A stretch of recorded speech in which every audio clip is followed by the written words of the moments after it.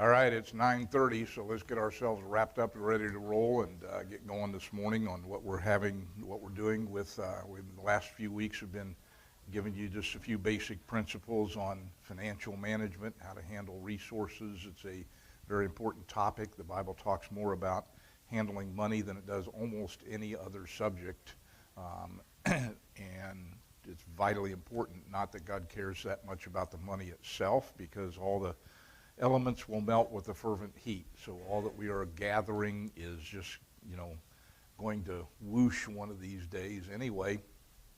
But it's an indication how we handle our finances and our physical resources that God blesses us with is a measure and indication of a person's character and their walk with God too. So those things, you can correlate them in most cases, not 100%, but 98% of the time you can correlate them. If I can get an individual's credit report, I can tell you about his character most all of the time. There are rare exceptions, but they are rare, and you're probably not the exception to that, okay? Let's pray, and we'll get into what we have today. Father, we love you. Thank you for your word. Give us grace as we approach these principles, and help us to just be practical today. We'll be in your book, obviously, many times. Lots of verses in the Bible that speak of this. And so, Lord, we just pray by your Spirit, help us to apply these things to our own personal lives. We love you. We thank you in Jesus' name. Amen. Today we're going to talk about capital purchasing and investments. Broad topic. Larry sent me his notes on that, and it's, about 25 or 30 pages. And I call that down to just a little bit of stuff here. They tell you in the sports world, it's not whether you win or lose, but how you play the game, right? The individual who quotes that all the time probably loses all the time. That's why they quote that. And with finances, it's not as much whether you win or lose, but how you play the game. It's not really the amount of money that we have. It's whether or not we manage it correctly. That's why God gives us percentages to deal with when he's talking about the tithe and things of that nature. But at the same time, when I say that, it doesn't matter how much, it's how you manage it. The more you have, the easier it is to be able to find the principles to manage things. And those who really, really are on one of those budgets where you're right here and you're having to do this all the time just to breathe, becomes quite challenging for them. So please keep that in mind as well. However, if we follow Bible principles, again, it's not whether you win or lose, but how you play the game. But if you play the game the right way, you're going to win more often than you lose. Okay? So the same thing is true of finances. If you play the game the right way, according to the principles of the Word of God, you will win more often than you lose. And over time, God will bless you with financially in such a way that you can manage these things a little easier, having some wiggle room and some flexibility and some extra resources to be able to do that. So let's talk about buying big ticket items for a minute, because we've talked about some other basic principles there. So I just wanted to go through a few common sense things that I have used over the years that you can find in the Bible, that Larry had in his notes as well. One of them is to avoid impulse purchasing, and you see that all the time, especially with big ticket items. Have you been recently to Kohl's? We go there from time to time. Store that the one we go out to the one out in Shawnee, Western Shawnee, and used to be that you would go there and you'd shop for your things and then go up to the cash register and pay for them. Now you go through this queue and line that goes snakes this way, this way, this way, this way, and you're like the cattle in the trough, right? Going this way 4 or 5 times, and that queue is filled with candy and every single impulse purchase you can possibly imagine, and they do that by design on purpose to get you to buy impulse, right? So with big ticket items, you want to avoid impulse purchasing. It's one of the benefits that we have of being able to get online. Here I am talking about benefits of internet. If you know me, that's usually not the thing, but you can compare prices, you can shop for things, you can read reviews, you can figure out what it is that you want before you go to the car dealer or to the appliance store, something of that nature. And when you do that, it gives you a lot more power in the negotiation when that is appropriate, or it gives you a lot easier time actually buying the item if you can shop for it online, away from the impulse of I have to have this right now and the flash and the glitz of walking into the car dealer and, oh, this thing looks pretty. You shopped for it already. We typically have a line when we do something like that. We're buying a car or appliance or something like that. We'll walk in and the salesman will say, hey, can I help you? And I'll say to them, this will be the easiest sale you ever make today. I want one of those. Give me, what colors do you have? Okay. That's the price. Sign me, where do I sign? You've done your research ahead of time. That helps you avoid the impulse purchase, and the impulse purchase almost always does not benefit you there, okay? When you have the opportunity, choose quality over price whenever it's possible. And again, when I say that, understand that there's a lot of people who have such a tight budget that that's not sometimes feasible for them to be able to do. But just to, as an example, if you go out and buy, you're buying a particular item, appliance, or whatever it might be, and if you say, okay, you buy quality and you spend $1,000 for that item, it's going to last you 10 years. Well, there's a cheaper model over here for $750. It'll last you 2 years. Well, I'm going to save money. See, I saved $250. Over the span, yes, you did today, but over the span of 10 years, you would have had to spend that $750 5 times versus $1,000 once. So typically, this is a principle that if you can shop online ahead of time, avoid the impulse. If you can shop in such a way that you're looking for quality that's going to cost you a few extra dollars up front, but solid, good quality things that they don't make anymore, right, because of planned obsolescence. But if you buy the quality, typically speaking, over the price, just don't look at just price, look at price and quality. Over the long term, you're going to save money as well. Extended warranties, one of my pet peeves, okay? So you go to Walmart and you got your groceries there and you got this $20 blender that you're buying at Walmart. Beep, and it stops. Would you like the extended warranty package on that $20 blender? It's $20, dude. You already gave me a year warranty on it as well. And what I'll say to the person at that time, because I'm a smart aleck, I will say, no, I don't want the extended warranty on that, but can I get the extended warranty on that loaf of bread, please? And they look at me like, what? Okay. So typically, extended warranties. And again, this is just a general rule of thumb that I use. Typically, they're worthless. Because if you have bought, let's just throw a scenario out there, you've bought a quality product that you expect to last for about 10 years, and the manufacturer gives you a 1-year warranty on that, and you say, oh, well, I'll buy the extra 2 years of warranty on that. Well, it's going to last you 10 years. That year 2 and 3, the first year of warranty is just in case they've done something wrong in the manufacturing process on that particular item where you can exchange it. But if that item's going to last you 10 years, then years 2 and 3 of that warranty is just money down the rat hole. It's a waste, okay?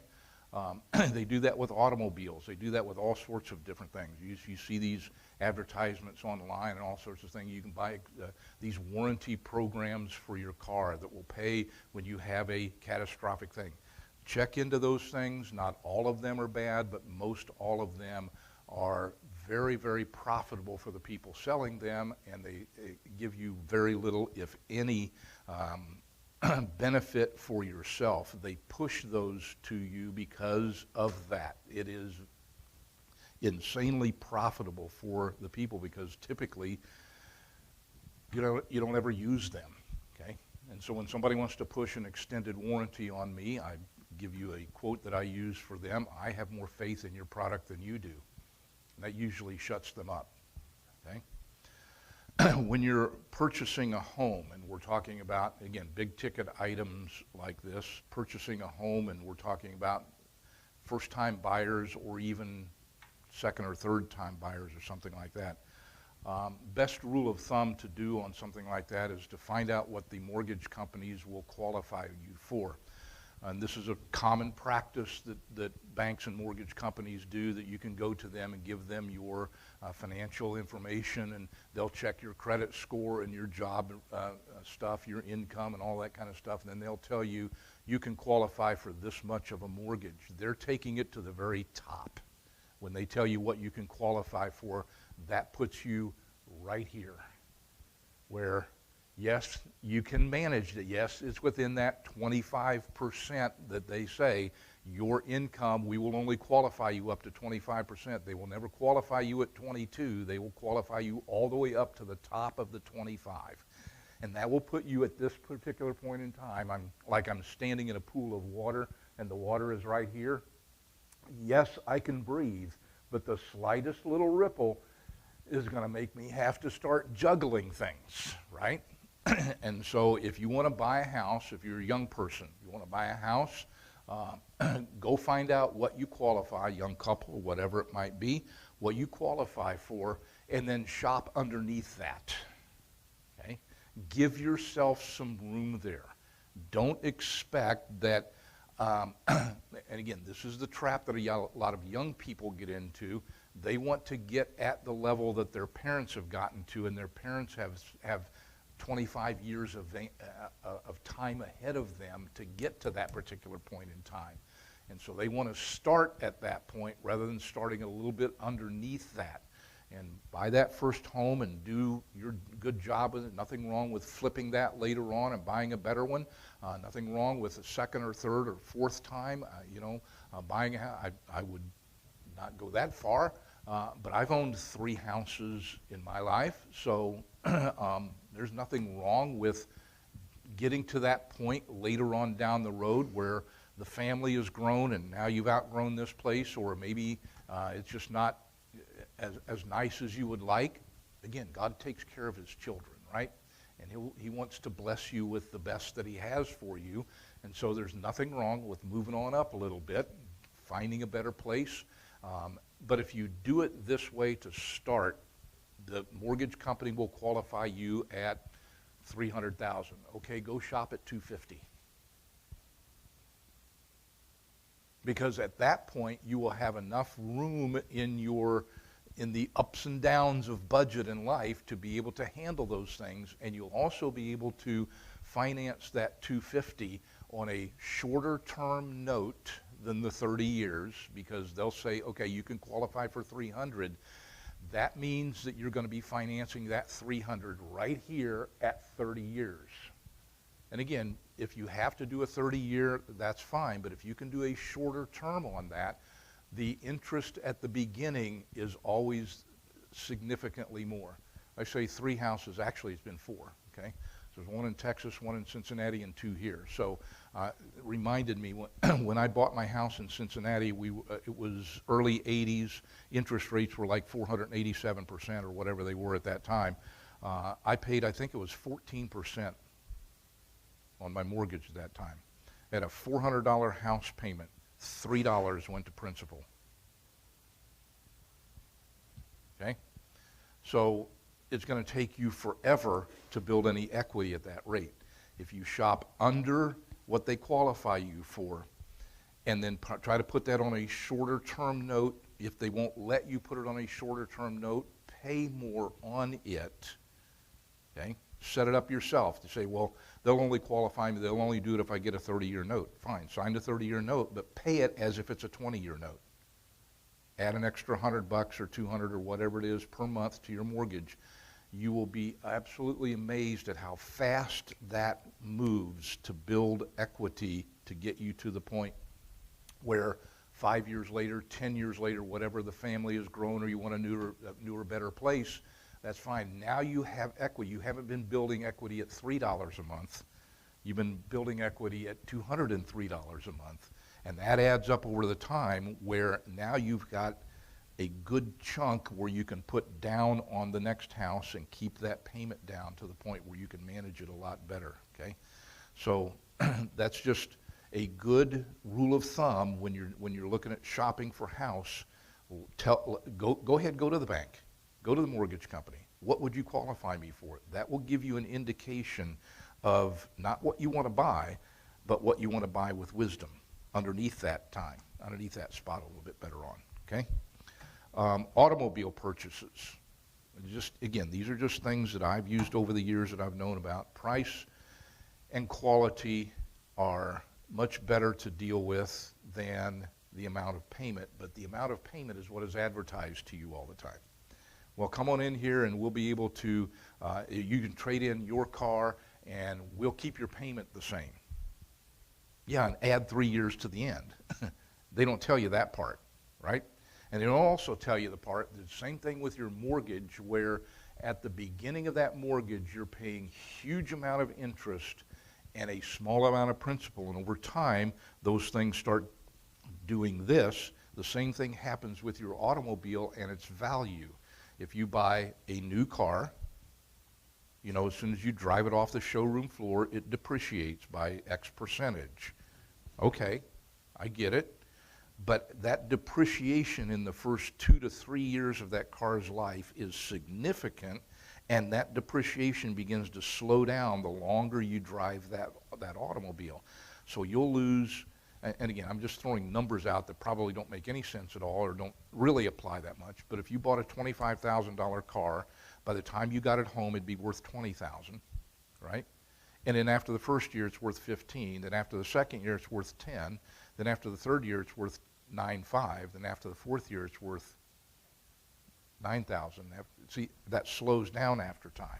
The longer you drive a vehicle, the more money you get out of it per year. But what they advertise you is this: oh, my car is 2 years old. I had a bug hit the windshield. I have to trade it in, right? It's running low on gas. I got to trade it in. Well, you can come trade it in, and we'll give you this trade-in value or whatever, and then we'll just flip your loan here, and you can have the same payment. Don't look at the monthly payment. Look at the price of the automobile, the quality of the automobile, and when you're buying a car, not that you have to drive it until it drops, but when you're buying an automobile, buy it with the idea in mind. I want to buy something I'm going to drive for at least 10 years. Now, 2 years later, something might happen, whatever. You might get a great promotion, a good job. You might be able to trade that in for, fine, whatever, okay? But don't buy it with the idea of saying, well, I'll buy this one, and 2 years later, I'll buy another one. That cycle like that gets you, it costs you a way much more than buying quality up front and then hanging on to it and driving it for a while. Okay? Buying new is not always a bad idea. I know Dave Ramsey disagrees with that. He says never buy a new car. Well, my last 2 cars that I've bought, I bought at the dealer brand new. One of them, 2007 Chevy Cobalt. I did my shopping ahead of time. I knew exactly what I wanted. Walked into the dealer. This is going to be the easiest sale you ever had. I want one of those. Get it here. Okay? He didn't have it on stock. I said, I want one of those. Here's the check. Boom. Done. $12,000. Drove it for 12 years.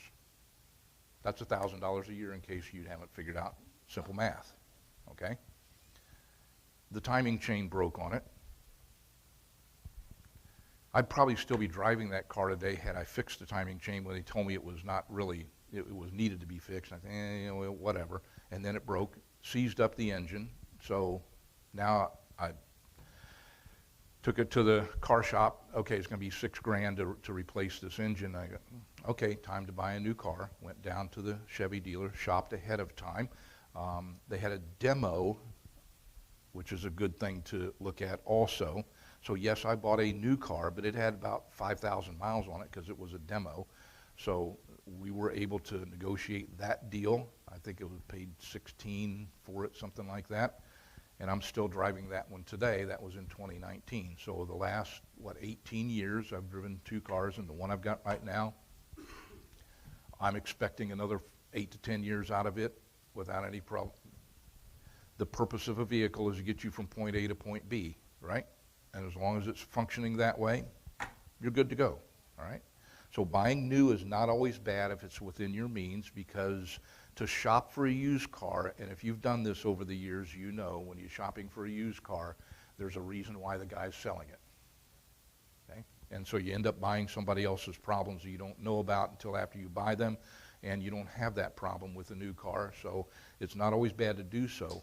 The reason why a Dave Ramsey type person would advise you not to buy a new car is because it depreciates a whole lot as soon as you drive it off the lot. Yeah, but if I'm going to drive it for 15 years, okay, then I'm not buying somebody else's problem, and I'm going to drive it till it drops anyway. So it's not always a bad thing, okay? Don't lease vehicles, and again, that's another Dave Ramsey kind of thing. And it also, just common sense, a lease has mileage things on it. You're only allowed to drive it 12,000 miles a year, or whatever the number is. And so if you've driven it 12,500 miles that day, you either have to park the car and walk, or you're paying ridiculous fees in addition to that, to drive that vehicle the extra mileage you want, miles that you need to drive it. And typically speaking, well, you can lease this vehicle for $500 a month for 5 years. Over the course of those 5 years, you have paid enough to have purchased the car, and at the end of the 5 years, you hand it back to them, you got nothing. That's typically the way that a lease kind of thing operates.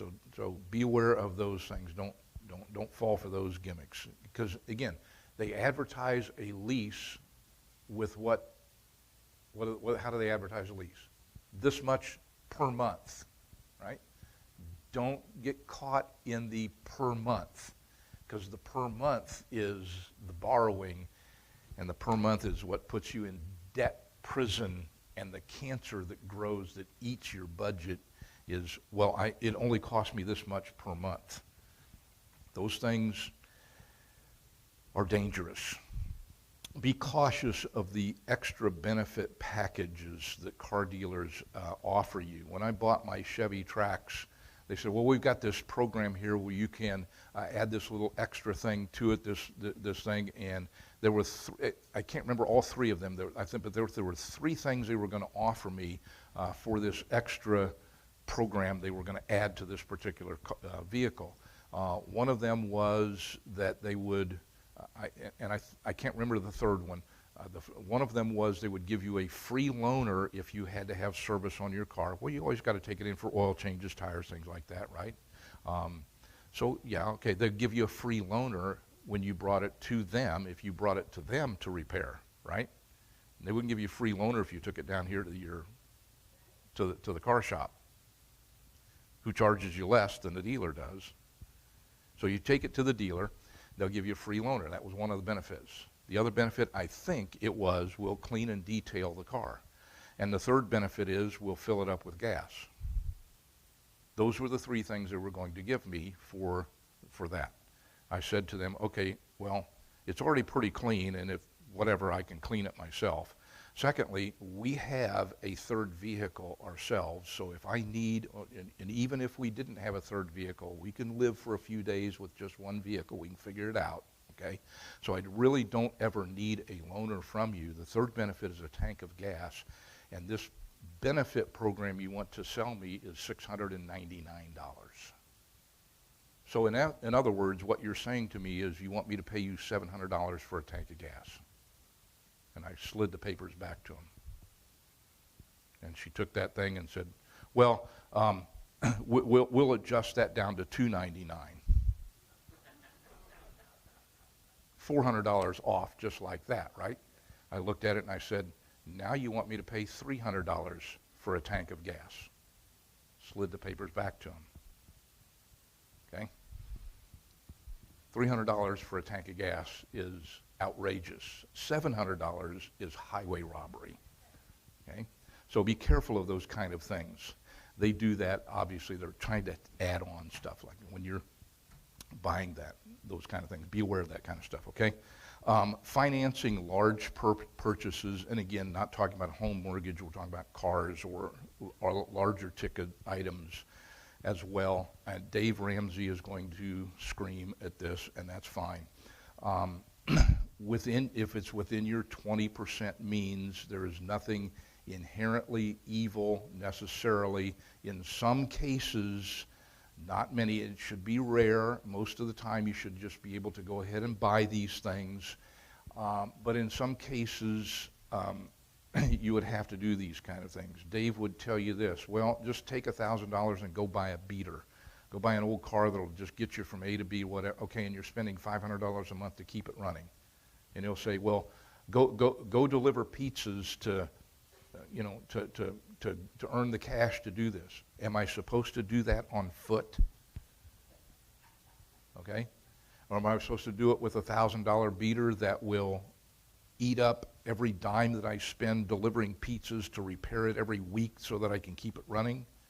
In cases like that, or if you have if you have some situation happen at your home where it's going to keep you out of the home if you don't take care of this. We're not talking about adding the sunroom on the back that you've always wanted.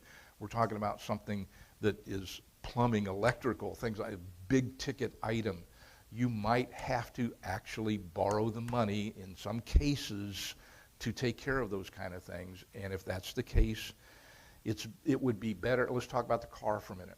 It would be better for you to go ahead and buy a $10,000 car and finance it that you know is dependable, that you know you're going to be driving for 8 or 10 years, that you know you're not going to be investing money in every week or month to try to keep it running, and then finance that as opposed to buying the $1,000 beater and God knows what you're going to do next week or the week after that. Sometimes, in some cases, if your debt structure is managed such a way as we talked about last week, 20% of budget for retirable debt is the norm that people can live under and still function properly. It's not the best because, again, as we talked about last week, that portion of your budget is your cancer.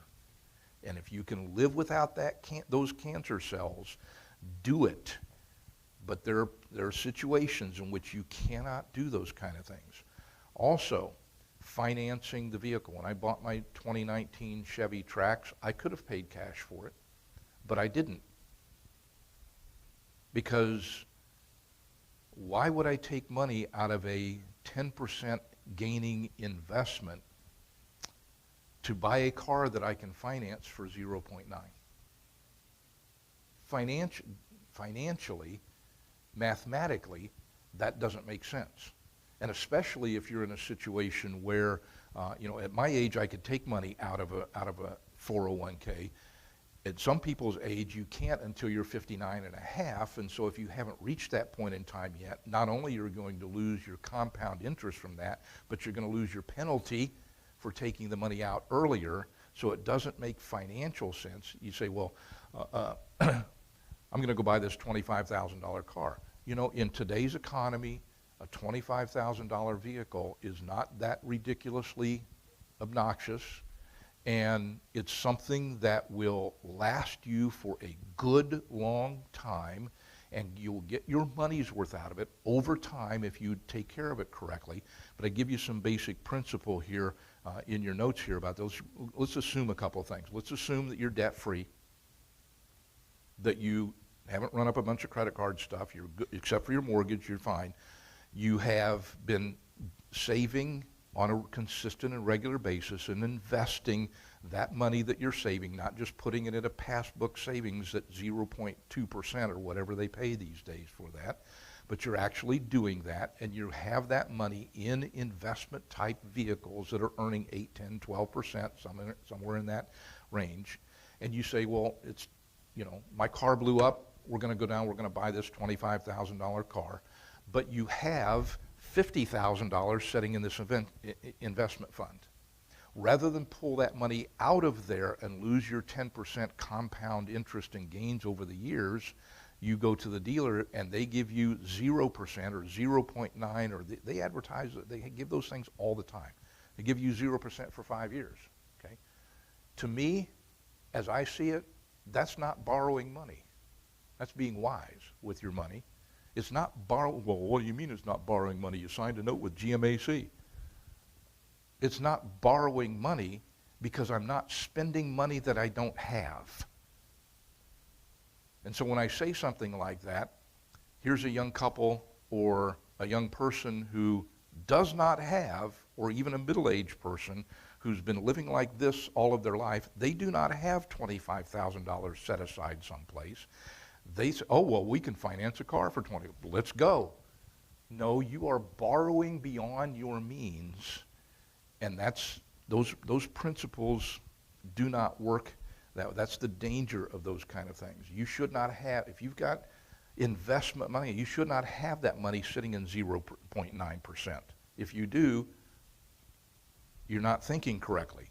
You should have that money, if you've got reserves set aside that are building toward that retirement time, you should have that money in vehicles that are earning decent returns, and it doesn't make sense to pull that money out to buy the vehicle. Use other people's money. OPM is a principle that can be employed biblically, using other people's money to finance that thing and not put yourself upside down. Because, okay, let's take that scenario for a minute. Something happens, you lose your job. Well, you had this $50,000 over in this fund, you bought a $25,000 vehicle and let GMAC give it to you for 0.9%, and then you lost your job. I can, at that point in time, pull the money out of here, pay this off. I have the money to pay it off. I'm not going to be stupid and take this money and lose all of my momentum. The momentum of compound interest is significant. Okay? All right, your next page. Here we're going to get into some Bible principles as well. Investments. The information that you will receive is for entertainment purposes only now, okay? I am not an investment advisor, and I would not give you any advice on what to invest in.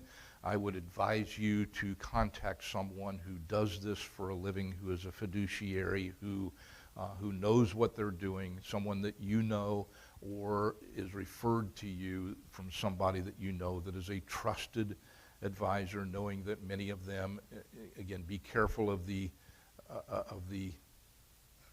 advertisement stuff in that realm, because there's even the Bernie Madoff of the world. At some point in time, he was a trusted advisor for many years until that went off the rails, okay? So find somebody who you know or who get referred to you that can help you with this, who does this for a living. And I know some people like that, so if you want some help, let me know, okay? Turn to Ecclesiastes.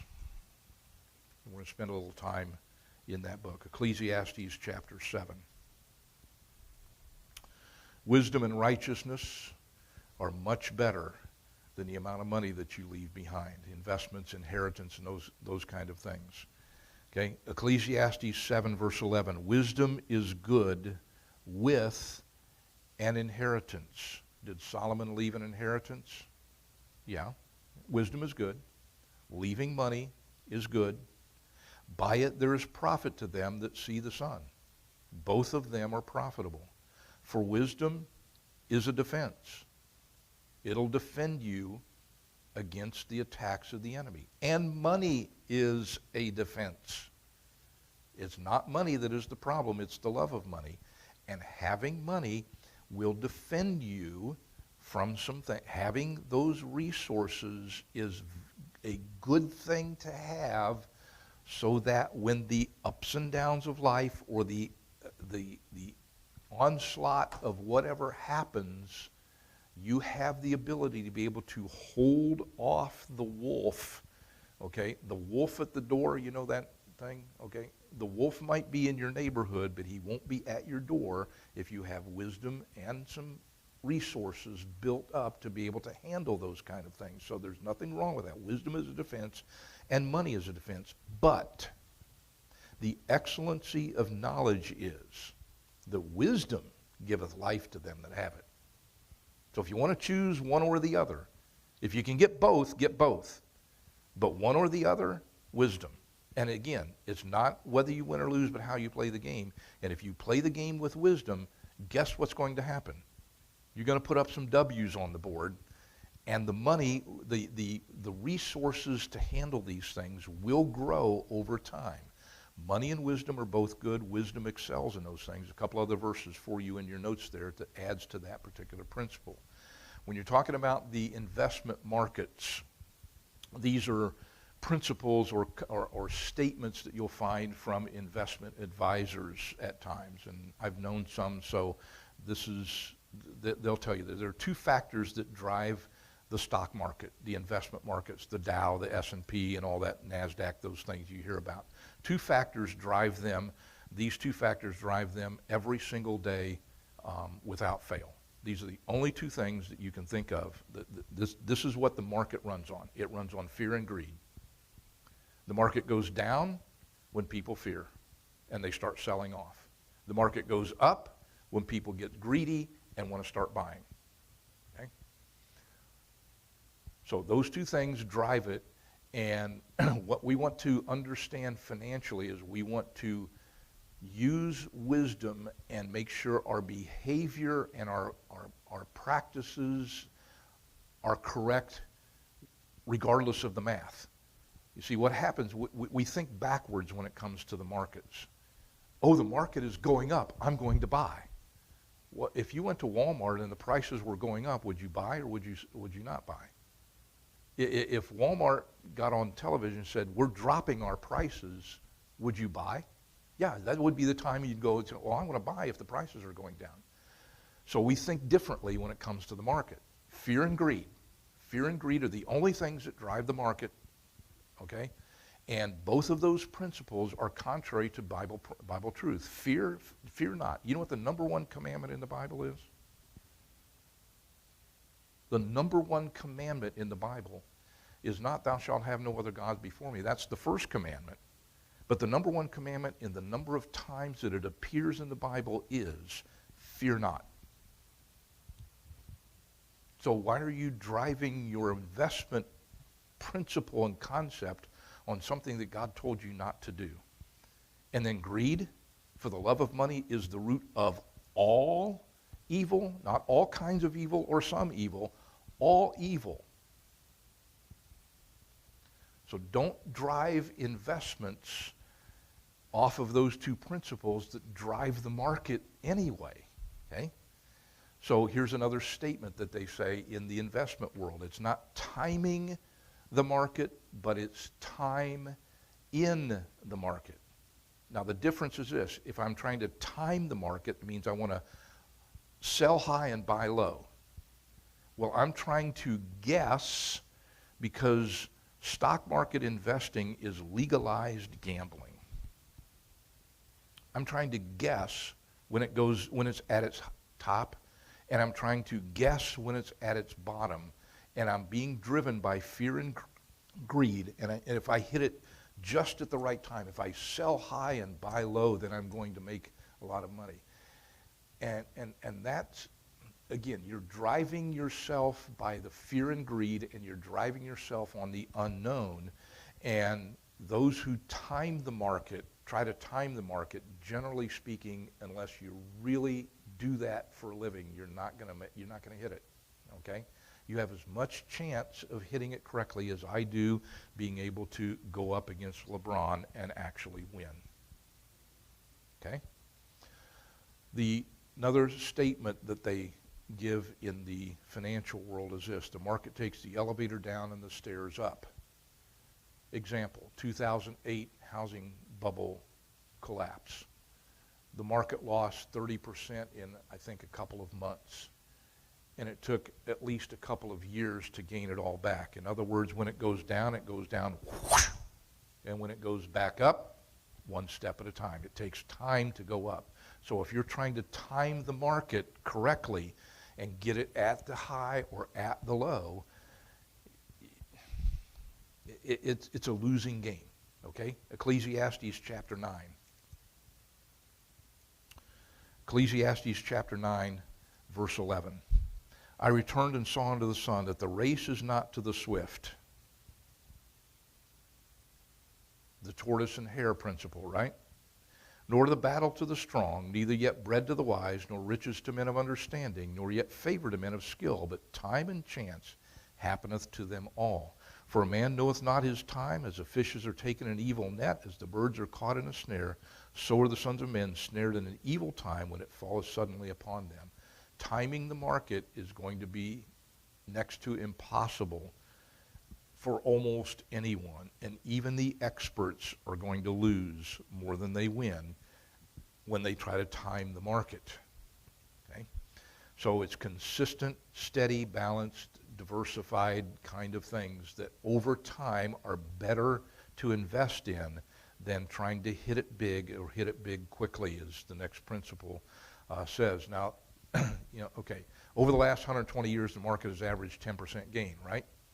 How many of you are going to live 120 years? Now, let me explain to you what averages are like, okay?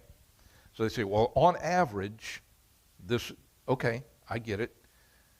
But life doesn't live on average all the time. So whenever somebody says, on average, this will take place, I think of it this way.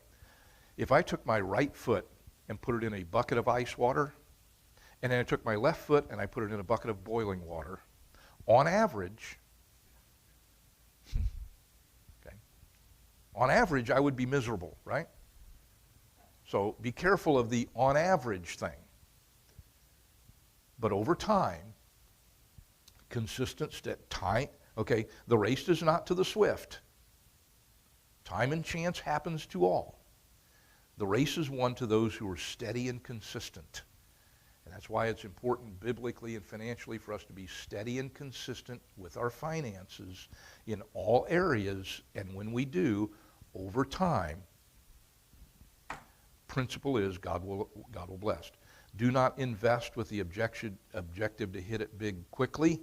If it seems too good to be true, it probably is. All right, go back to the book of Proverbs, chapter 20.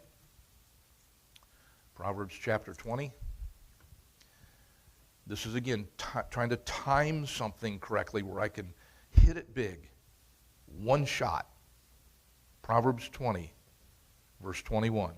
An inheritance may be gotten hastily at the beginning, but the end thereof shall not be blessed. The get-rich-quick schemes never work. Okay? Some other verses for you in Proverbs that way. Do not invest for this purpose. This is mindset. I'm not investing so that I can be set for life. Well, and they'll tell you that, okay, if you can put aside this much money for this particular point in time, by the time you get to here, you're going to have everything you need, you're going to be set for life. And when the person gets to the point, especially a believer, gets to the point where they say, okay, God, thank you, I appreciate it, thanks for your help to this point, I'll take it from here, I'll call you when I need you. That's the most dangerous place to be in as a believer in Jesus Christ. The most dangerous place for us to be is when we are rich and increased with goods and have need of nothing and knoweth not that we are miserable and wretched and poor and blind and naked. I don't care how much you invest and how much you have in the nest egg, you always need to be desperate for God. Okay? Kenny has communicated that to us very, very well. The story, don't have time to get into it, in Luke chapter 12 of the man who had the barns and he had all he would ever need. He pulled those barns down, built bigger, and said, take thy ease, eat, drink, and be merry. I've got good stored up for the rest of my life. And God says, your soul will be required of you tonight. Okay? Do not invest with that mindset of, I want to get to the point where this amount of money will make me set for life and I don't need to work anymore and I don't need God anymore. Invest to provide yourself a reasonable lifestyle where you can be not a ward of the state, not a burden to your children, and you can provide for yourself, and it's easy to do. It's not It's easy to do over time, okay? And in 1 Timothy chapter 6, verse 17 says, God gives us riches to enjoy. So do not ever feel guilty about enjoying the blessings that God gives us financially. As long as all the other principles are in place, you're giving consistently, you're saving consistently, you're living within your means, you're doing the things that the Bible principles tell us to do, and then God blesses you with something, enjoy it. God takes care of his children. Go to Proverbs chapter 13, because I'm out of time. Proverbs chapter 13. Invest in eternal things to leave a generational legacy. If you, and we said to both of our parents, we hope the last check you write bounces.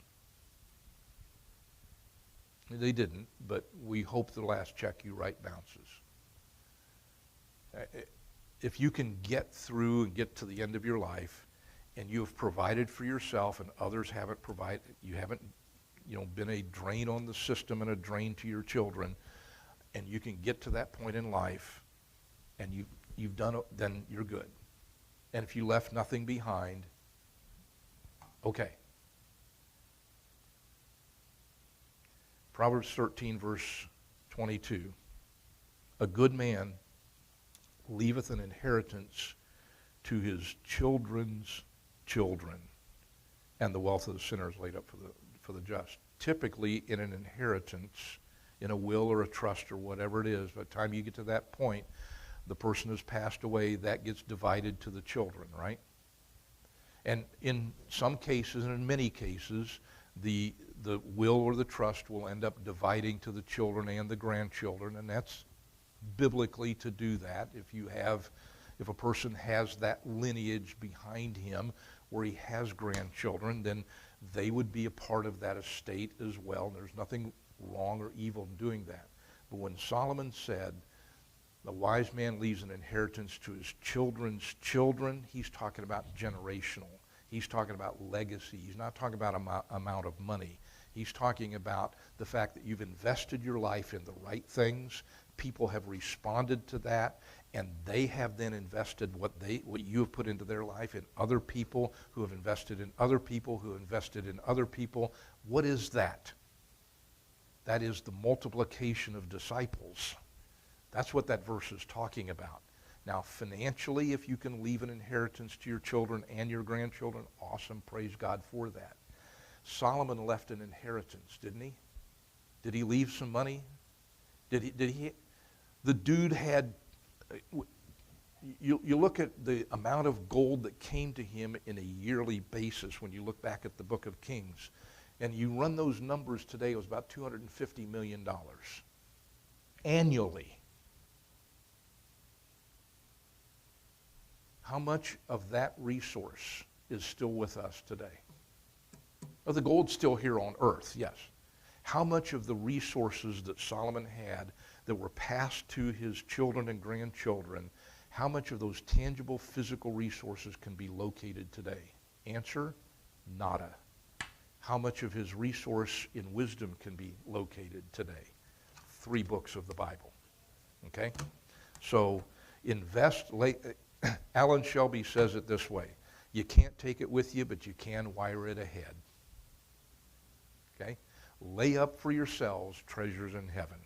And in doing so, you follow Bible principles, and ultimately, eventually, it'll get you to the point where God can bless you financially and bless others around you financially, and a legacy can be left for your family, okay? Lord, thank you for your word. Pray you dismiss us today with your blessings.